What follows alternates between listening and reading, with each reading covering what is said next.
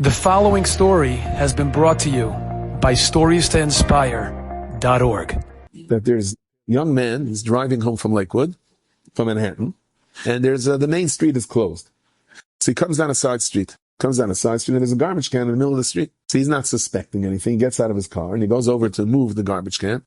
And as he opens the door, he gets two guests, one on his right side, one on his left side, and they tell him, hand over your money.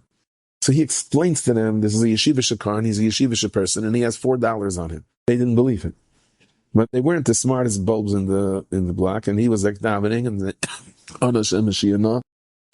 evoking Reb Shai Karistira and Bishas Levi, whatever. And finally he said to him, you know what? In my dorm room in Lakewood, and Jews have gold, we know it. Jews are loaded. He said, I don't keep it with me in this car. I don't, when I drive down blocks and there are garbage cans there, if you come with me to Lakewood, there's my gold, there's my stuff. As you think we're stupid? I'm going to answer the question. He says, well, you can't, you'll drive. I'm in the middle. So they take him up on it and they drive to Lakewood. And they come up to the dorm room and he's hoping that, even though it's 3 o'clock in the morning or 3:30, he's hoping that there's going to be Bachrim there, but Sazam Mazel Pink Damas, there's no Bachrim there. And he's banging on the door. What are you banging so loud? He says, these Jews, they sleep, forget it. And he comes in and guys are sticking their heads out of the door. What's this?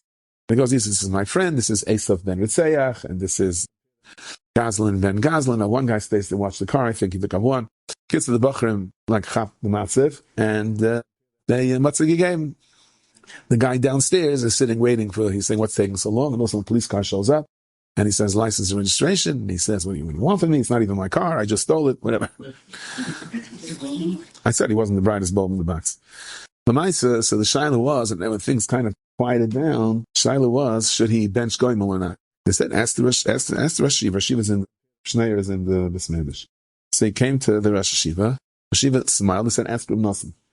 Reb Nosson, okay. And Reb Nosson was in the Bismedish. And I found out, this was the story, okay.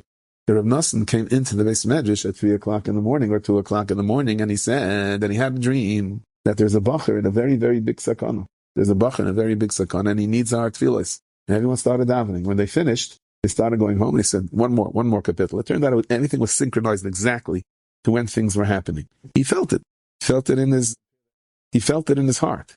Enjoyed this story? Come again. Bring a friend.